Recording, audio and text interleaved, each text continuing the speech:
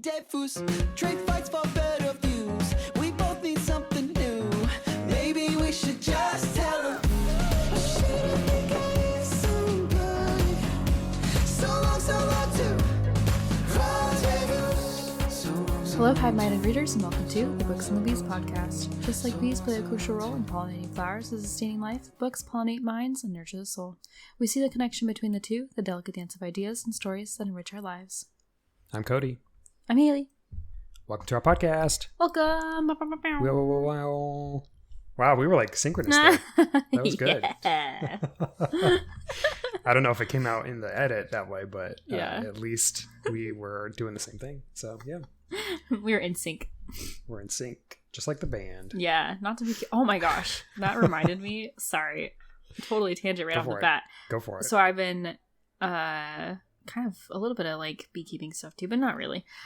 Since we've moved, I've been unpacking because my parents gave me this like giant box of my old all my books that were on my bookshelf from my from my teenagehood, my adolescence, and they also put like my CDs that were in.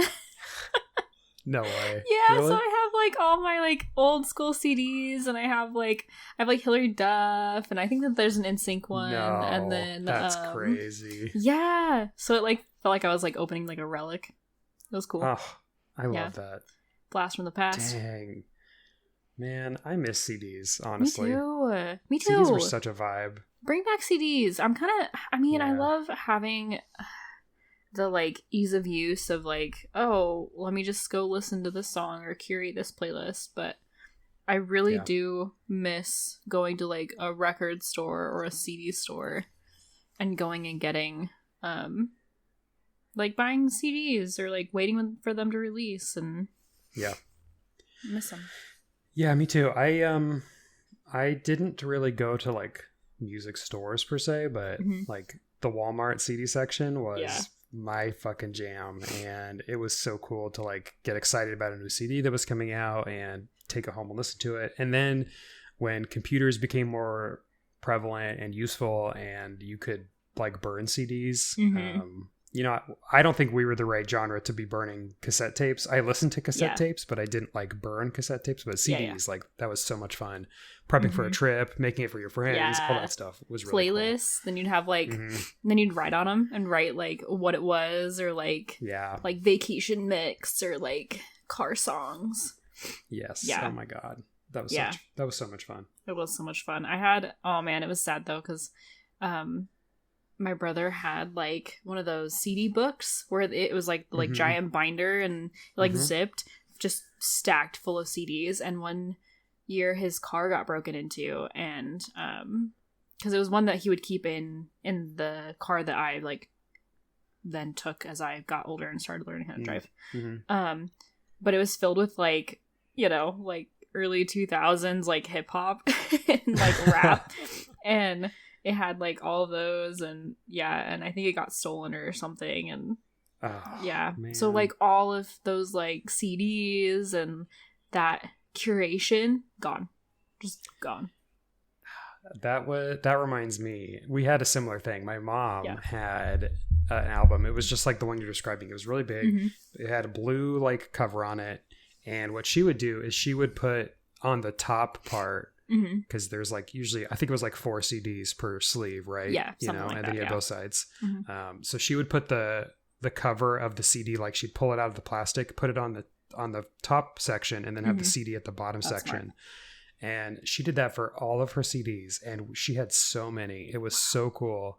And then me being a terrible child would like take that and listen to the music, and then I would not put anything back the right way, and I just completely like ruined its organization. And then I think that one, I don't remember if it got stolen or if we just like lost the CDs over time or what, but I found it when we were cleaning out my parents' house, and it had like 4 CDs in it. So like over time, I don't know what happened, but that brought back a memory for me. So they're probably sitting in like a CD player somewhere. Probably. I do have, we also inherited my mom's car when she passed, and I have the CD that she was listening to, like in her car. It was a Toby Keith. We were country people growing up, country music, so it was a Toby Keith CD. So I still have that, and I do have my dad's CD thing as well, but his was more like Eagles. Contemporary rock type of thing. So yeah, that's so funny. That's how my parents were. My mom was very country, and my dad was like rock, like AC/DC and like Guns N' Roses and Def Leppard and like. Oh yeah. Oh yeah, I have memories of when Dad and I would go fishing. We would drive up to do I want to say this out loud? I guess so. Hell's Canyon. You know where Hell's Canyon is? Yep. So we drive there to go fishing, and it's about 4 hours from where I lived growing up. And so we would drive up there on like a Friday evening, and he would put in a CD, and we would listen to the whole CD and just do that the whole time until he got Sirius XM. Then we would do that. But so the Eagles, like there's one specific Eagles CD that I know like front to back because he would always play that on that trip. So I miss those days. Those were really fun. Just listen to a CD from, just put it in and listen and not have to worry about, whatever you're doing with Spotify or whatever. So yeah. Sure. Good times. Yes. Memories. Yep. Well, speaking of memories, I just remembered that we are a book podcast and should talk about the books that we're reading. So do you want to talk about your book, Hailey? Absolutely. Way to get us back on track. I think every week I give a slightly worse transition. I love your segues. I think they're great. Thank you. Thank you. They're always like Hailey. On point. I try to sync it up as best I can, but sometimes we get really far out there. It's true. It's hard to get us back. I think it's fun though. I kind of like it. So yeah, me too. What are you reading, Hailey? I'm still reading Dream Girl Drama by Tessa Bailey. Yeah, I really haven't you moved and all that stuff. That's a lot. Yeah, we've been slowly trying to put our house back together, so I haven't really had a lot of time. Well, it's not that I haven't had time, it's just that I haven't been prioritizing reading and sitting down and reading. And I've been doing this thing where I've just been falling asleep on the couch now that we have a couch again. So I'll get 2 or 3 pages into my book and then I pass out. So it is what it is. But I'm really trying hard to finish it because it is good. It's a good book. Just slow. It's the same for me. We were talking about this before we started recording. The reason that I feel like the only progress I'm making in reading super intensely is listening to audiobooks, which I work in a lab where I do a lot of hands-on things throughout the day. It's called cell culture. I do that 2 or 3 hours every day, and I can just listen to 2 or 3 hours of an audiobook during that time. And so that's the only way that I've really made progress this whole year, because I do the same thing when I get home from work and I cook dinner and all this other stuff, and then it's 8:30, 9 o'clock, and I decide to go in bed and read, and then by 9:30, 10, I'm like, okay, time for bed. So time to pass out. Yeah.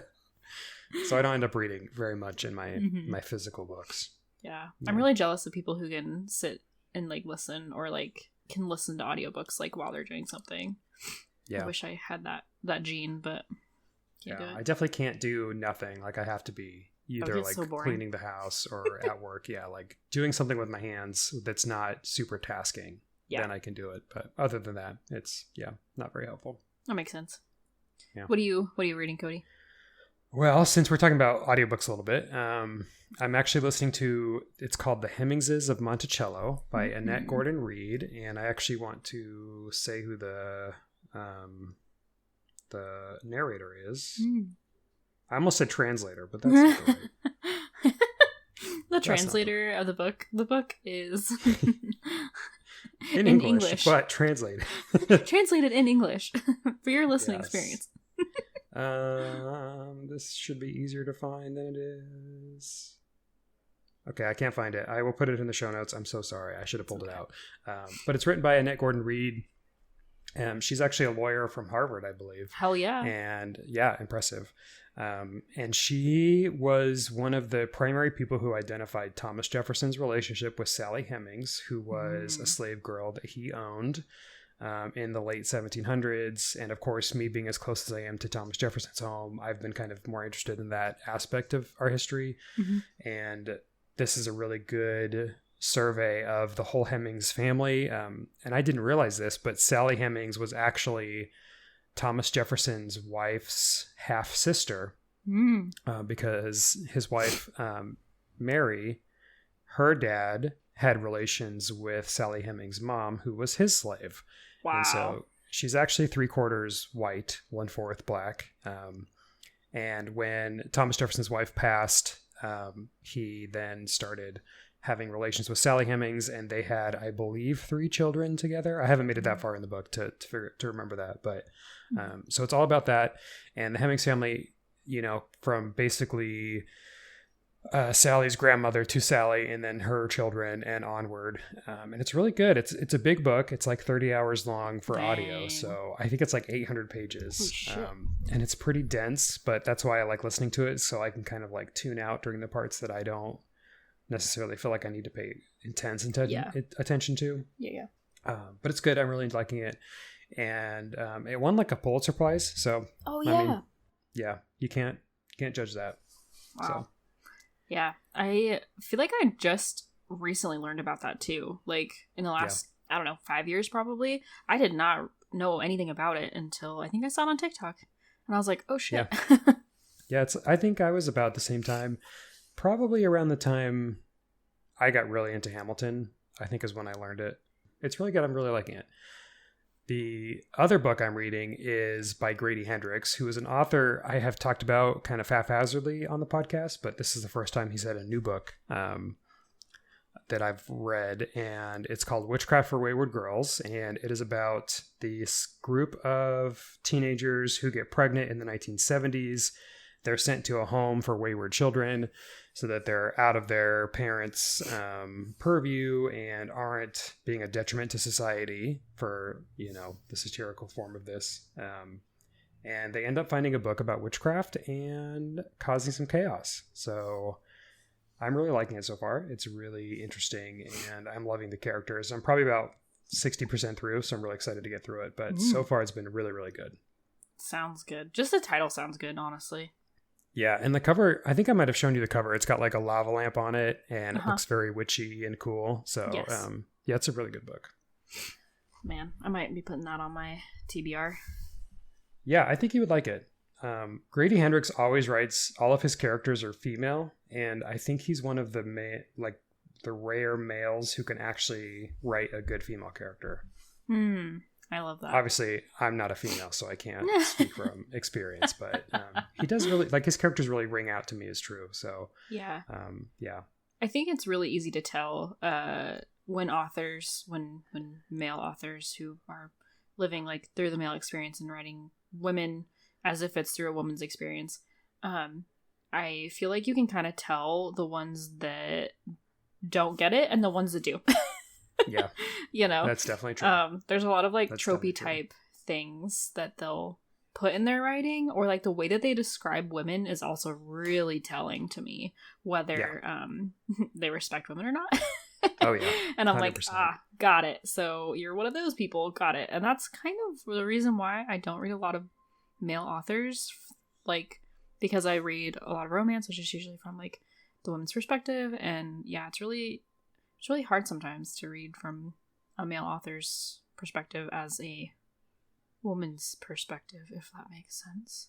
Yeah, I agree. I also, when I read romance, it's usually a female author or like a gay romance or something along those lines. Like, I don't usually read a hetero romance from a male perspective, unless it's the male POV, then it's okay. Yeah. But yeah. I totally get what you're saying. I think I agree with that completely.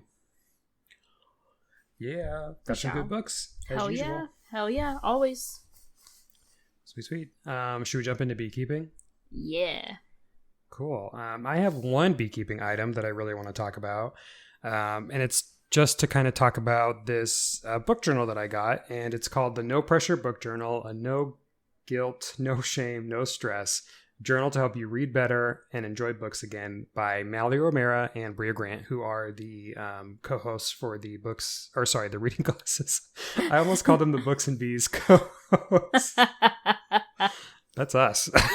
That's us. That's us. They do reading glasses. We do Books and Bees. Yep. But this is a really cool journal. This is the first time that they've written a book together, and it's really fun. The cover's really cute. I showed it to Hailey. Yeah, it is. And it's very I don't know, it looks purple. It kind of looks a little witchy too itself in a lot of ways. It does. It does give very witchy vibes. I like it. And the inside cover is really cool. And it's kind of I would say the first third of the book kind of alternates between these like mini essays about improving your reading life and then journal prompts where some of them are like fill in the blank, some are yes or no questions, some are checkbox. It's kind of helped to design to help improve your reading so that, you know, you think about why you like the books you like and why you don't like the books you don't like, and how to kind of tailor your future books to be something that you're going to like and not something that you're not going to like, so that you don't get stuck in a book slump or have trouble reading or things like that. So that's what their whole podcast is about. So this book really reflects that. And then the last 2/3 of the book really are just a book tracker log where each page has a section for a title, author, wheelhouse items, which is basically like tropes that you enjoy in the book. Like for, well, let's go to Witchcraft for Wayward Girls. I put found family and teens banding together, not banging together. They're just out there banging. God. They're all banging. Yeah. I mean, they are pregnant, so there's that. Wow. Yeah. And then there's the doorway, which we actually did an episode on. Oh yeah. Like which reading doorway is the most prominent in the book. So I listed that as character and setting for Witchcraft for Wayward Girls. That's cool. And then some thoughts and quotes section, content warnings, and then a rating section as well. And you can rate it however you want to. So yeah, it's really nice. I'm enjoying it. This is my first time doing a like physical book journal, I guess. Yeah. And I'm really liking it. It's kind of fun. That's really cool. I might, indulge and get one because that sounds really fun. If memory serves, do you do a book journal? Do you track your books in a journal? I was. Not anymore. You were? Okay. I did. Yeah, because I was doing that for my Instagram, and that kind of fell off for my Bookstagram. I need to get back into that, but busy. And yeah, I just I'm finding that I'm on my phone less and less all the time just because of how busy I am during the day. So, but now that we have like our, home and I'm not spending 2 hours of my day just literally commuting, I might bring that back and start like writing my books down and then like writing about them. Cause I was writing down like kind of the synopsis, my thoughts, anything that really, really stuck out. And that also really helped me retain the books too. So yeah, I'm kind of hoping that this does, because, I've used my Excel sheets, and as much as I like the data that I get out of it, I don't feel like the Excel sheets help me remember the specific books. They mostly just help me categorize what I've read collectively. So I'm kind of hoping this works. And maybe when I finish using this journal, fill it up, which will take me quite a while. Maybe I'll try to create my own journal and, carry it forward that way, because I've always been interested in doing it, but I've just never, I've never been one to like take a journal and like make it pretty and write in it all nice and beautifully. So maybe I should try this after I'm done with this. Do it and get a special pen. Oh yeah. Yeah. Love a good stationery. I do too. Love a pen. Yes. Good pen. Oh. Hate pencils. Pencils are ugh. Get out of my face if you use a pencil. Like, do not talk to me. That sounds so mean. Yeah. But like, I have a coworker who uses pencils, and I do not like her. And her use of pencil. That sounds so mean, but like, she's really not a good person. Using pencils is not the reason why I don't like her, but it just kind of like adds to her the layers, I guess. My dislike has depth. I get that. I feel like if you're like 6 years old, you can use a pencil, and that's about it. Yeah, or like a carpenter. Yeah, you know? mechanical pencils, fine. But like, wood pencils, what are you doing? This is not the 1950s. Use a pen. No. Yeah, move on. We're adults. Yeah, exactly. Exactly. My apologies to any of our listeners if you use a pencil. I'm so sorry. Yeah, we love you still. You should switch to pens, but we love you. Yeah, preferably either black or blue, but colorful pens are also fun. Yeah, I actually use a blue pen, and we talked about this recently too. I use a blue pen because my boss at my previous job, she used a blue pen, and she made a really good point one time. She's like, when we were copying things, I would always use a blue pen so that when it would copy black, and I would know if it was the authentic or not. And I was like, that's actually a really good point.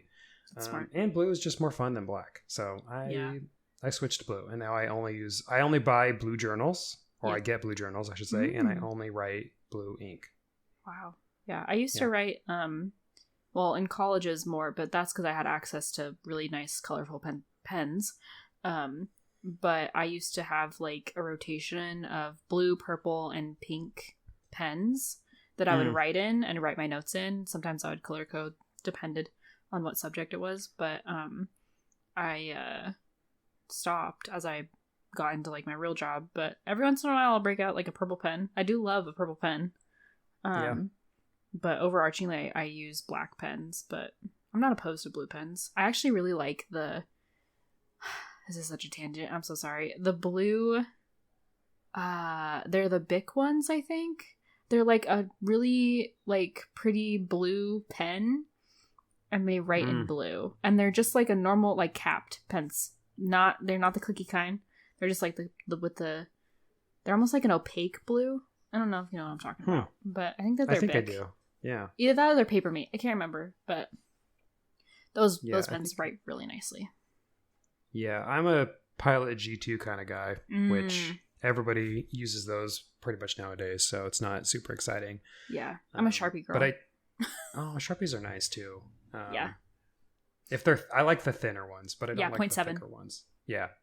Same. Yeah. That's what I do for my G2 as well.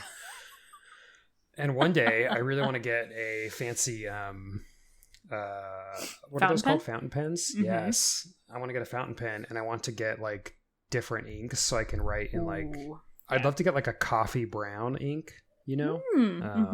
I think that'd be really fun. So maybe I'll do that one of these days. Do it. I know what I'm going to get you for Christmas. Yeah.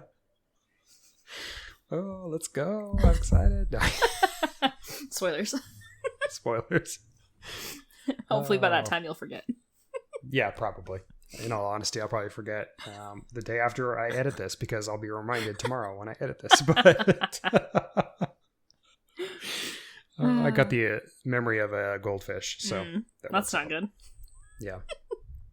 Except for work things. For work things, I'm good, but everything else, completely forget everything. That's fair. Yeah. All right. Do you have beekeeping, Hailey? I thought of something while we were talking, and now it's gone. So nope. Yep. That is par for the course for us. Yep. Sounds all right. Well, if you remember, we can dive back into it. Yeah, it's no big deal. But I'm actually really excited to talk about today's episode, which is children's books, specifically children's books that you and I grew up with, that, I don't know, maybe shaped us, molded us into the people we are today. Yes. I love children's books, and I think it's really fun to see what books that stuck with people as kids. So I'm really excited to talk about this. I think it's going to be really fun. Me too. I love children's books. They're awesome and beautiful and amazing. Yay, that's so good. Do you want to start with talking about the books that you remember from your childhood? Yeah, sure. But I do want to preface this list with, I don't know if any of these authors are currently problematic, and please don't hold me accountable. I was a child. It was like late 90s, early 2000s that I was reading these books. Please don't come for me. I try to do my due diligence, but I was also a child, so. Yeah, that's true. Like we were children.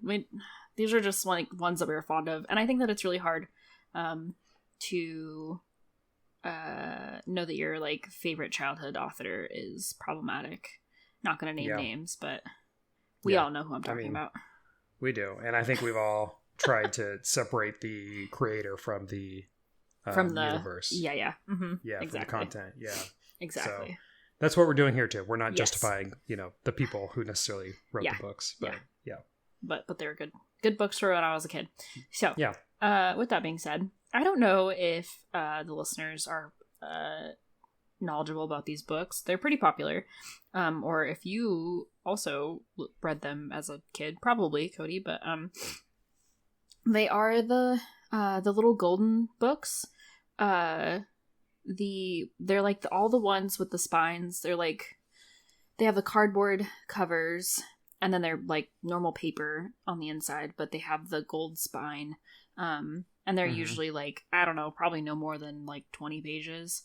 They're all sorts. I feel like nowadays they're more like Disney books that I see in stores, at least. But when I was a kid, they were not Disney affiliated, like almost at all. Like none of my little golden books had to do with Disney characters.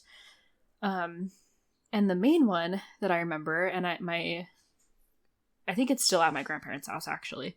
I will be really, really sad if they got rid of it. But it's called The Color Kittens.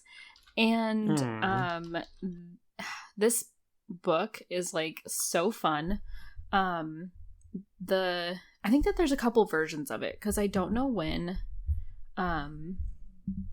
they when it was first published, I guess, which maybe I should have looked at when it was published. Let me look that up real quick.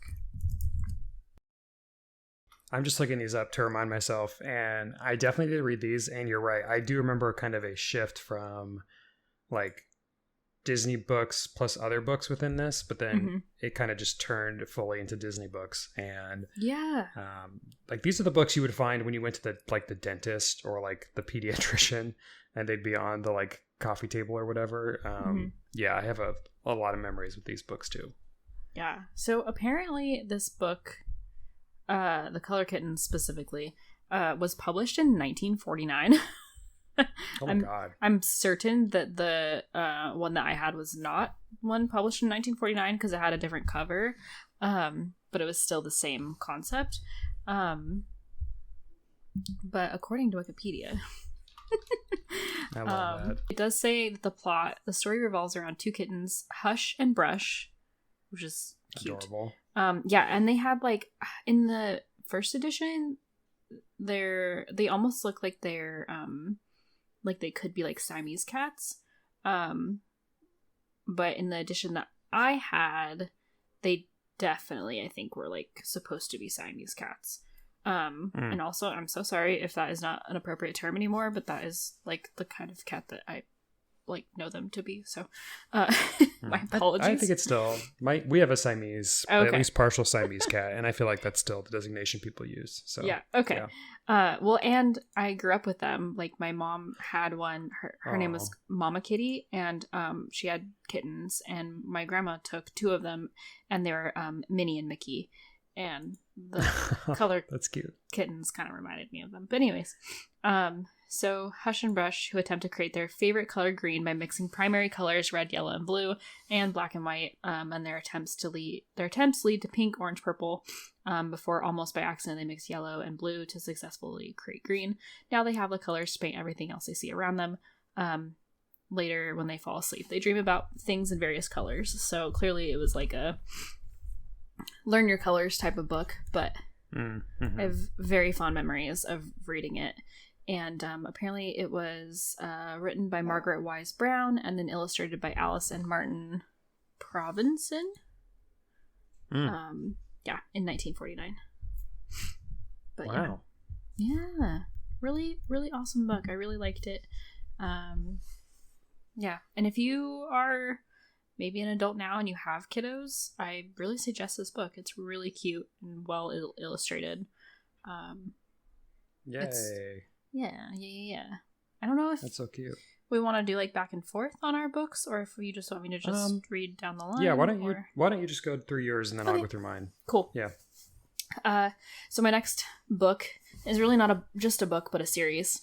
And it's actually a part of like some banned list books, which is crazy to me. Really? But that's wild. Junie B Jones. So my book is Junie B Jones.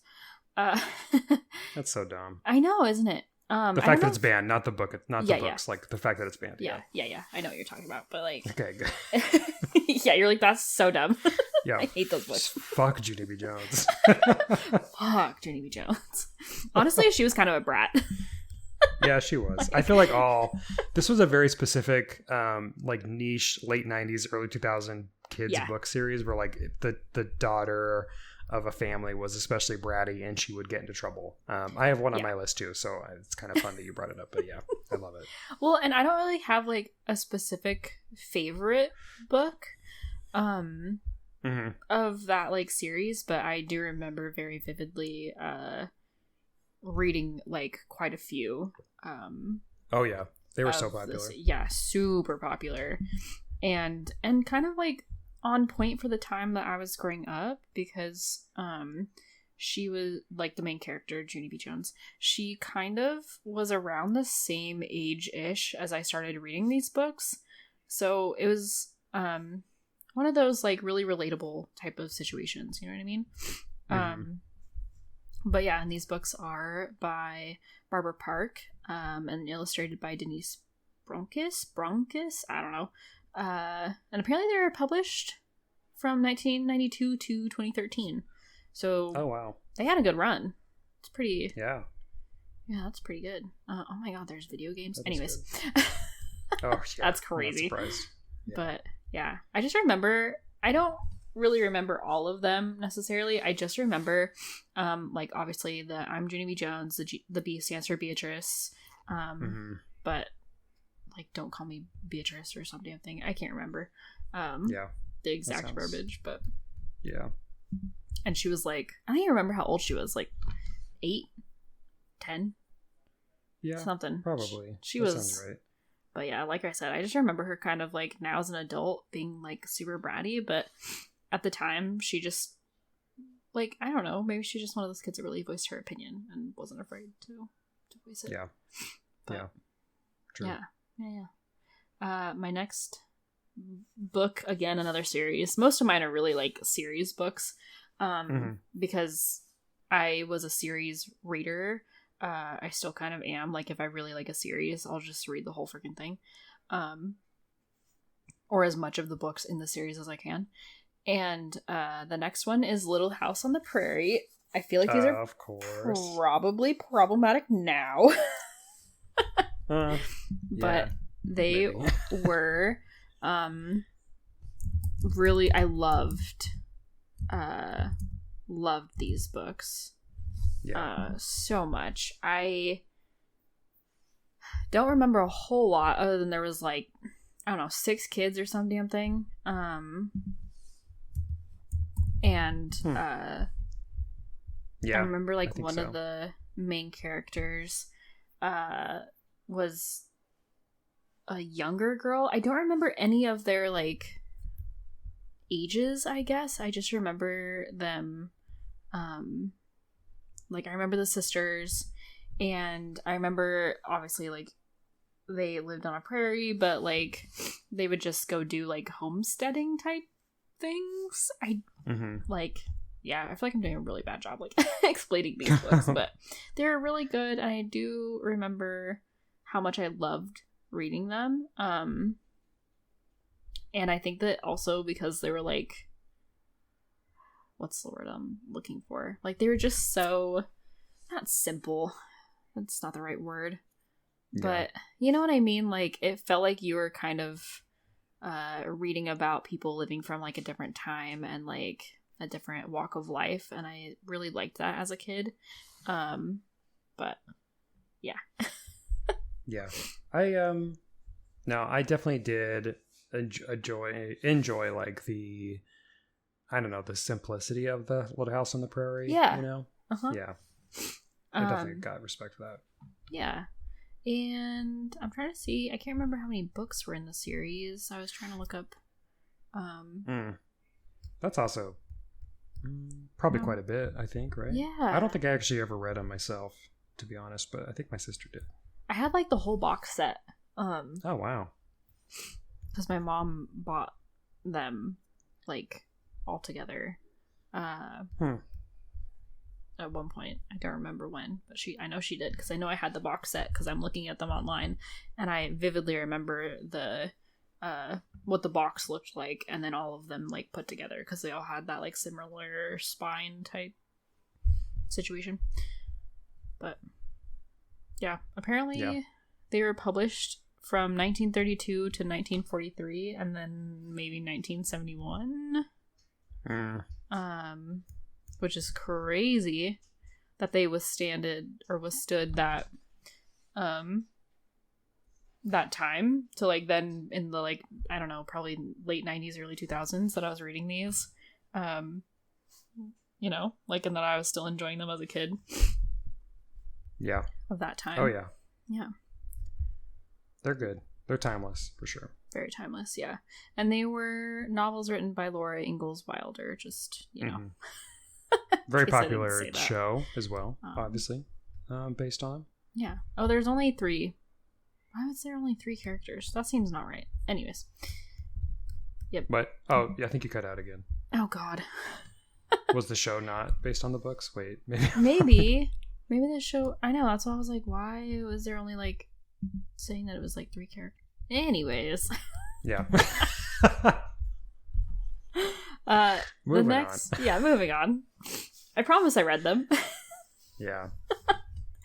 The next book that I put down, which is funny enough because what I was doing was I was looking up, you know, like children's books from like late 1990s to like early 2000s.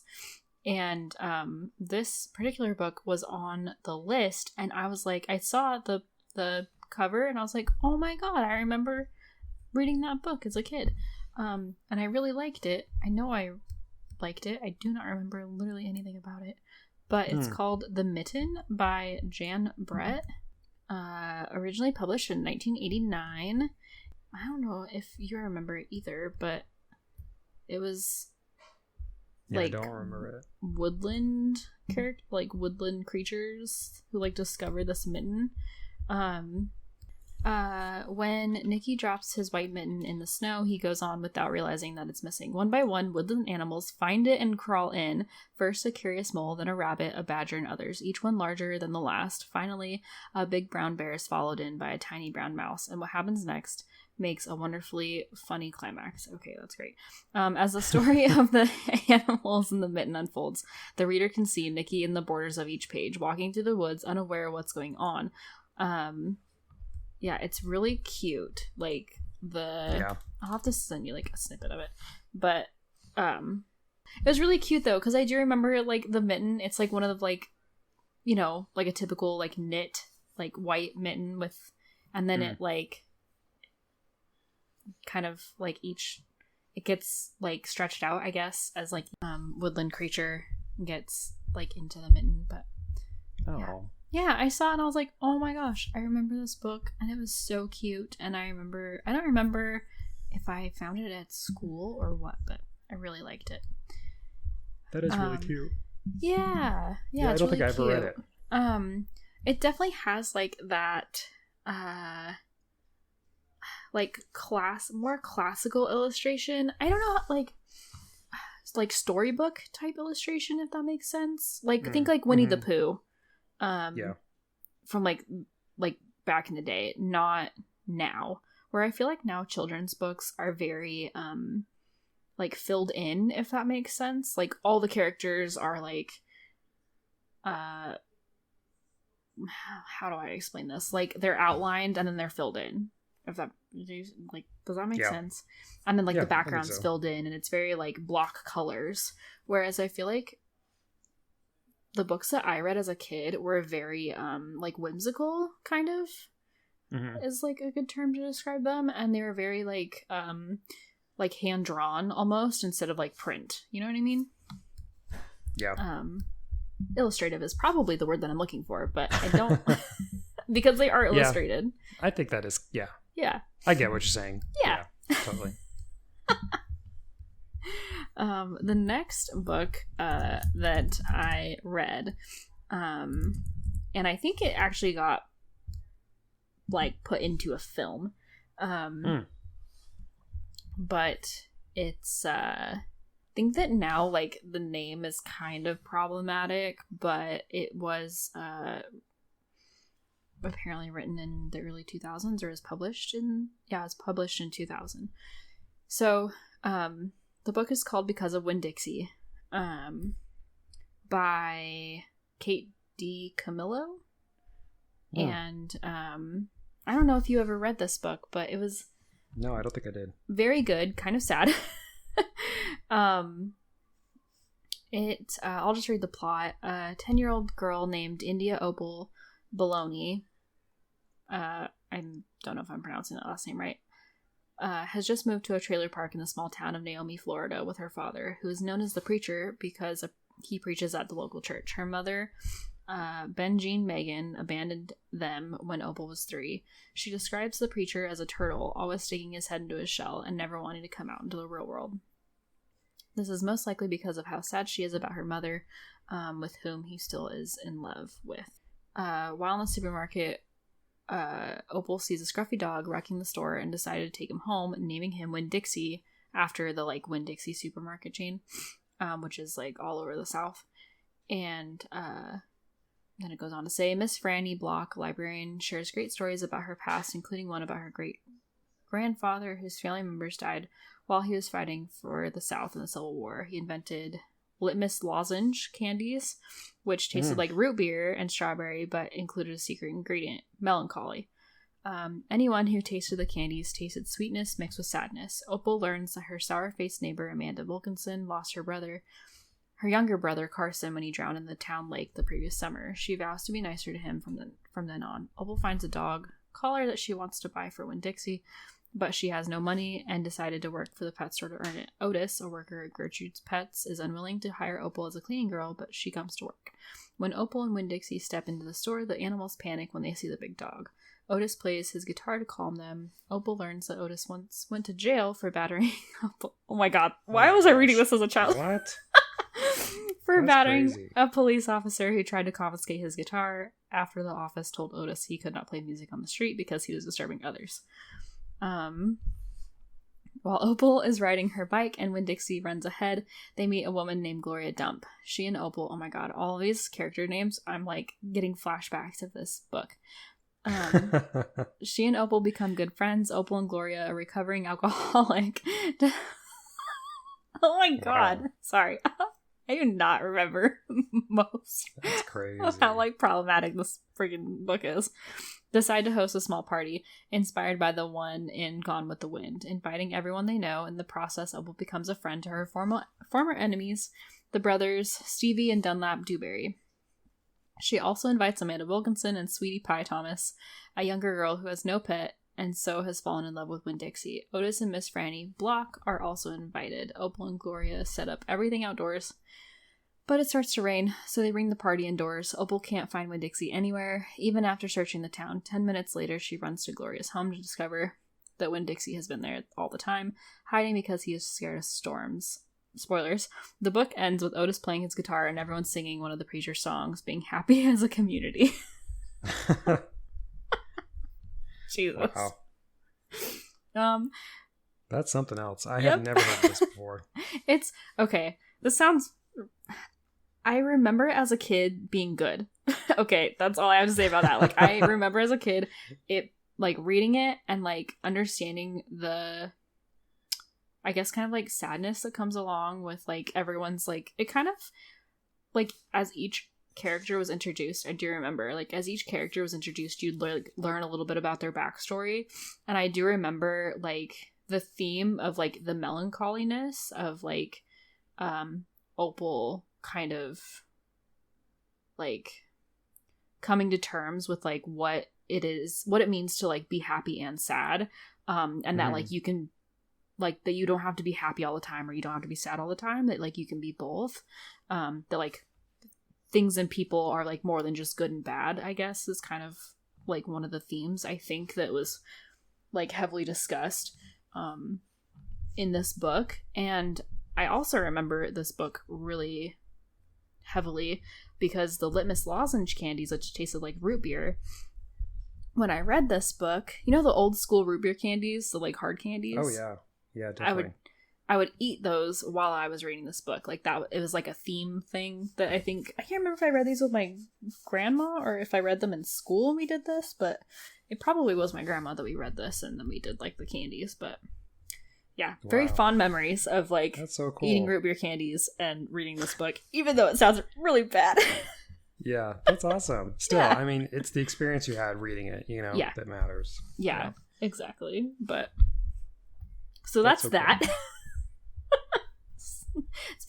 It's the book because of Win-Dixie, and there's also a movie adaptation that was made. I don't think it was good, or that people were very like okay with it. But yeah, and like the dog was very much like Scruffy Dog, but like a giant Scruffy Dog. Yep. Yay. The next books that I have that I'm not going to talk super long about, because I feel like the Boxcar Children was probably problematic, but the Boxcar Children, classic. I don't remember. I also read them as a kid, so freaking totally classic. And I really loved the series, and like I don't remember how many books were in the series, but I remember over 100. I know for sure over 100. Yeah, I was gonna say because I remember like reading like a bunch, and then like I grew out of them like before I could even like get like very far in. I don't think I read all 100 of them. I probably read like maybe 10. Yeah, probably. I think that was about the same for me too. Yeah. Good series. I don't know about how good it is in today's society, but I remember as a kid that they were good, and I do not remember their names. I don't remember. Oh yeah, me neither. I don't remember any of the characters' names. I don't know when it was published, but I feel like it's one of those like series where it's in libraries like everywhere, or like it might still be, maybe. At least it was when I was a kid. So I still see them. I think I saw some at Barnes and Noble not that long ago. Yeah. Honestly, so I'm sure they're still being produced because they were definitely really popular. And yeah. Now that you mention it, I think I actually remember seeing them there was like a special edition box set at Target. Was it Target? Cool. Yeah, it might have been Target. I think it was Target. I can't remember. It's been a few months, but yeah, I'm sure that they're still being produced because they were very popular, and they're probably not as popular as they were back then, but yeah, I think they're still probably popular enough to get notification for sure. Yeah, it said that they were published in 1942. Wow. Yeah, that doesn't surprise me. Yeah, me neither. Wow. Okay. Anyways, and then my next one, which I feel like we probably all read as kids. Oh, maybe, yeah. Especially if like you're a millennial, but the Magic Treehouse books, I fucking love these books. They're so good. Yeah, they're really, really good. They're so good. And I feel like they have like something for everyone. Like I remember one of them, they like got transported to like the dinosaur age and there's like pterodactyls and other things. Oh, yeah. I think I know. I think I read that one. Yeah. But I can't remember what it was. Like there were a couple like that, I think. Yeah. I just remember like the pterodactyl cover. But yeah. Dinosaurs Before Dark. Yes, Dinosaurs Before Dark. Yeah. Oh, hell yeah, alliteration. Yeah. Dolphins at Daybreak. Oh, I definitely read that one. Mm-hmm. Ghost Town at Sundown. Oh my gosh. I do remember that one. That's good. Gosh. That's really good. Yeah, these are iconic. Sunset of the Sabretooth. That one. Mm-hmm. I remember that one for sure. Oh my gosh. Yeah, these are so good. How many freaking... Ain't no way that there's only that little of them. I feel like there's way more than that. There's got to be at least... more than 25 is what I'm seeing in my cursory glance. But yeah, there's a lot. Jack and Annie apparently were the main characters. Oh yeah, there's like it says in the main series there's 39, and then there was a Merlin Mission sub-series, which I think I remember. Oh, interesting. Because it's Christmas in Camelot, and I think I read that one. Huh. Yeah, I don't know if I ever read those or not. And those ones, there's 27. Wow. Yeah, that's a lot. Yeah. Big time. Bunches of bunches. All At the least memories. Yeah. All the memories. Yeah, and I can't remember, was there like they would like go into their treehouse and then like get transported like back into like some time or something? Yes. Okay. I think so. Yeah. If I remember right, that's what they would do for sure. Yeah. Okay.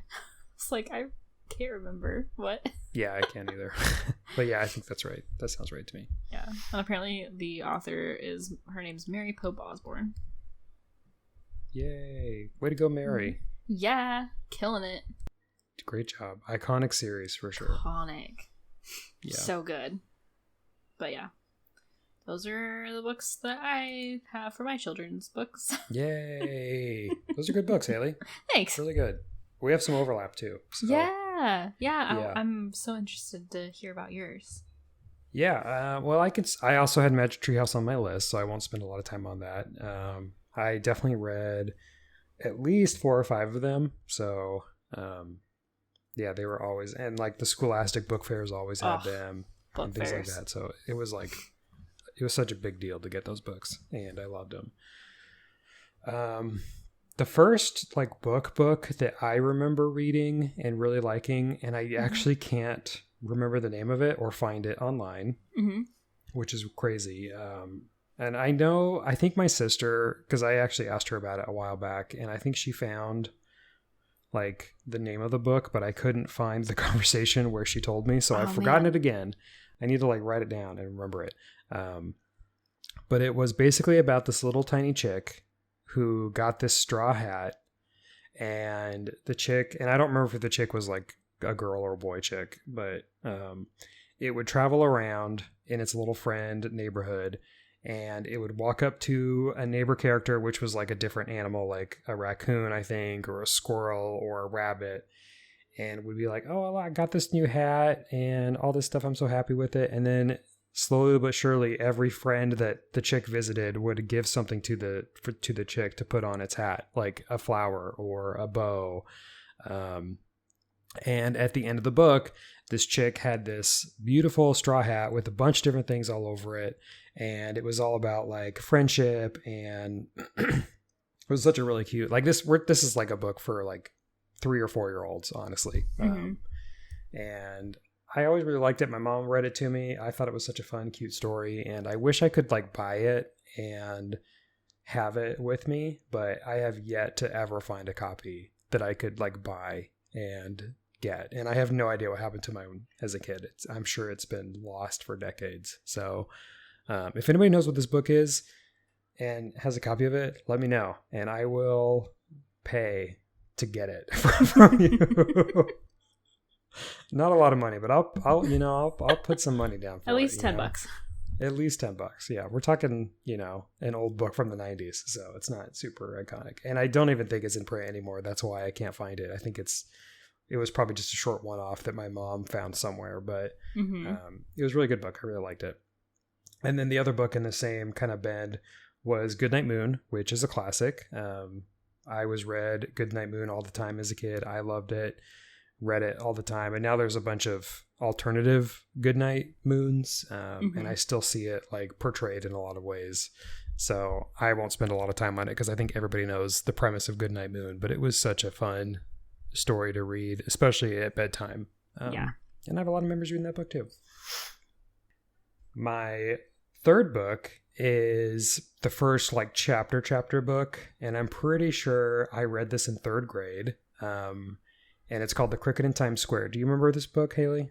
If I saw the thing, yes, I do remember this book. Yes. Oh my gosh. George Selden. Yes. George Selden is the author, and it's about this little tiny cricket who I believe comes from like Connecticut, and he gets stuck in a picnic basket and ends up in New York City, and basically travels around New York City, finds people, finds a cat that it talks to, and this cricket is really good at remembering music. Any melody or song that it hears, it can repeat from its chirp, and it's really, really a fun, cute story. I am pretty sure that I read this like for school, which is really kind of funny.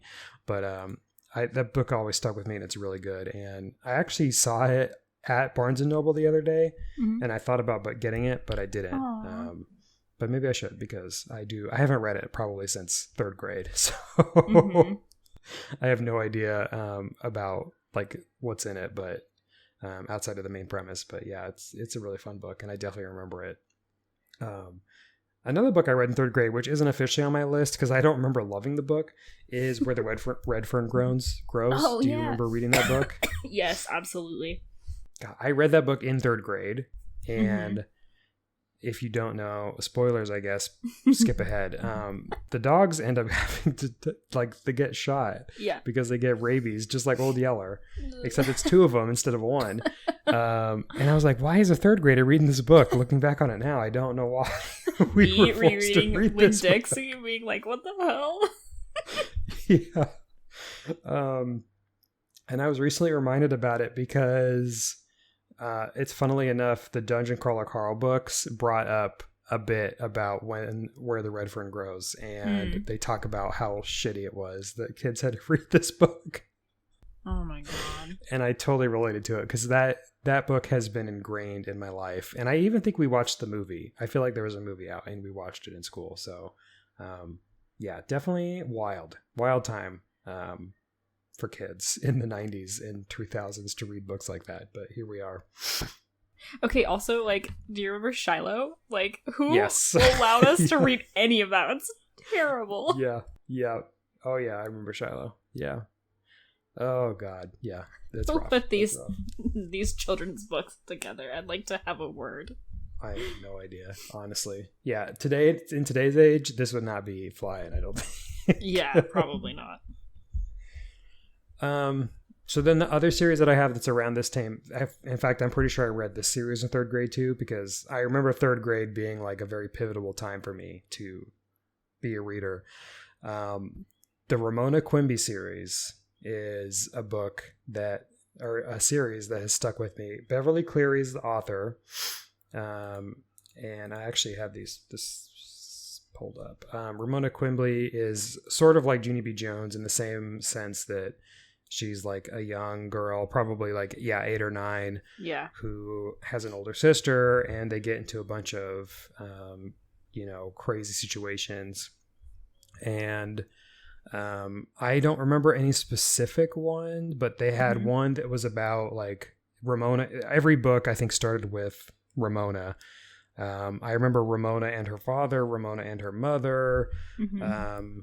Ramona Quimby, age 8 is one of the books. So she was about 8. And I think there's probably like 6 or 8 of them. There wasn't like a huge amount. And I read at least 3 of them that I remember. And they were all just, every time she gets into a situation and has to get out of it. And, there's one scene I remember where her and her sister are forced to cook dinner for the family, and they end up like marinating chicken in yogurt and then cooking the chicken. So that scene has always stuck with me. And I just remember it being a very fun series, and I always enjoyed it. It was really good. But this has actually reminded me of another book that's not on my list either. Do you remember Frindle? No, but if Frindle? I saw a picture of it, I might be able to. Frindle? Was it Frindle? Yeah, Frindle. Written by Andrew Clements. This was a book I also read in third grade, and it's about a kid who is kind of pushing back against his teacher, who's kind of a jerk, and he ends up questioning his teacher about how words came to exist and why the dictionary is the utmost pinnacle of knowledge about words. And so he decides to name a pen a Frindle, Frindle, and then it takes off, and everyone in the school calls it a Frindle. The school principal gets involved. It's really fun. It's kind of about activism and like standing up for yourself, which is something that I really associate with nowadays. It was a really cool book. I definitely remember this book sticking in my head. Familiar. Now that you're like describing it, it sounds really familiar, but I don't remember it based off the like book cover, and that's usually how I remember. Huh. Interesting. I wonder if maybe I don't think it ever got turned into a book, but and it got turned into a. There's a sequel that came out. Oh. Last year. Wow, 1986. That was the year after I was born. Yeah. I definitely didn't read it in 1996. I'm pretty sure I read it in 2001-ish. But yeah, it was a really good book. I loved it. I thought it was great. So yeah, Frindle. I'm adding Frindle to my list. Hell yeah. Spontaneously. What a good book. That sounds good. Yeah. Yeah, it was really fun. I really liked it. And then the last series that I'll talk about, which was kind of my transition from like the first time chapter books to a more official chapter book, was Animorphs, which was such a huge series when we were kids. K.A. Applegate's the author of those, and there's also quite a bit of them, and it's about these kids who like an alien race kind of visits and gives them powers to change into animals, and each cover is one of the kids slowly transitioning into an animal, which is such a cool cover as a kid, like as a 9-10-year-old boy. That's a very cool cover to look at, and they were all over the place. I read probably most of them, honestly, because when I was a kid, my grandma would take me to this used bookstore that was near us, and you could buy those for like, I don't know, 50 cents a piece. They were just all over the place. So great books. Yeah. I love a good like kids books, and I love like, this is such a kind of like niche thing, but still very on topic. But whenever my friends or family members have a like kid, I love like getting them like a book, like a like storybook. Not just, I mean, I also throw in like a couple cardboard books, but like their first like legit like book. And I love like writing, like I'll like write a little note like in the book, because I had like aunts and grandparents and stuff that would do that for like me as a kid, where they, hi, I'm your aunt, whatever, or uncle or grandpa or grandma or whatever, and then like sign it like, your name. And so that's like my favorite thing to do, is like go, when I'm putting together like baby baskets, is to like go find a children's book, and then put it in there for like parents to read to their kids like as they get older. And it's like my favorite thing. And one year I was actually just trying to find the book. I think I found it. And one year it was for my nephew. I ended up getting him a Winnie the Pooh book, because Winnie the Pooh's, you have to. Classic. It's classic, exactly. And I think it was called What Do You Do with an Idea? But let me make sure. Yes. And I think if this is the right book that I'm thinking of, that I was in, again, Target, not to like plug Target, because right now I don't like Target. I don't want to support Target, but I happened to be at Target, and I was looking at their book section, and I literally like, because I was reading it, obviously, because like, don't not read a book, and I started like crying. I was like tearing up like in the freaking, because I was like, oh my god, this is so sad. And like, it was so cute. And let me see, it's a New York Times bestseller. Apparently it was originally published in 2013. No, 2017. No, published in 2014. And it's about like, basically just says the story is one of a brilliant idea. One brilliant idea, and the child who helps bring it into the world. As the child's confidence grows, so does the idea itself. And then one day something amazing happens. Which is very vague. Thanks, Goodreads. Yeah. It was very cute. Yeah. Very cute book. Definitely cute. recommend it. Yeah, and I I did the same with my niece when she was born. And as she's grown up, I have given her a book every year usually for her birthday and for Christmas. I give her a book. And I had an aunt and uncle who gave me books every year, and they're the ones that turned me on to Series of Unfortunate Events and like maybe even Animorphs. Like, I mean, they gave me a lot of books that I still to this day think are my favorite. So Yes. they hit it, and I always wanted to do that when I had a niece or nephew. And with my niece, she's also a big reader now. She's 10, so she's a big reader, and she's actually about to be 11. That's crazy. Wow. No, they get so old so quick, and you're like, stop it. She's quite the reader, and so I'm glad that I got to do the same thing for her, and it's really cute. Like helping build her love for books. That's so cute. Yes. Yeah, exactly. I love that. I love that too. Yay! Well, this was awesome. This was a really good idea, Hailey. Oh, you're the one thanks. that suggested it, and I loved it. I thought it was good. It was fun. I love like hearing and seeing the books that like you loved as a kid, and like the crossover that we both had like within our books, and what fun. Me too. I was also trying to find the book while you were talking about it. I was trying to find the book about the chicken. That was if you do, let me know. I was trying to find it. I'll try to update. My sister, I think she might know the name, and I probably should have texted her to ask before I recorded, but I kind of forgot about it until this morning, and I didn't text her. But I'll try to find the name, and I'll give an update maybe next episode, and maybe one day I'll be able to find it, and I'll be able to show it off. But yeah, haven't ever found it yet. There's one that sounds kind of right, but I can't see the cover of it. It has no cover, and I can't confirm that it's the right one, and I don't think it's quite right. But yeah. I actually have a little bit of late breaking beekeeping that I forgot to mention. Yes. I didn't hear about this until yesterday, and I forgot about it, but I was just reminded that starting yesterday, as of this recording, we're recording on the 22nd of March, there is a trans rights readathon that is from March 21st to March 31st, which is Trans Day of Visibility. Let's go. Book Riot has a article about it, and I won't spend a lot of time because we're obviously at the end of our episode, and I don't want to make this rushed, but maybe we'll talk about it next week too.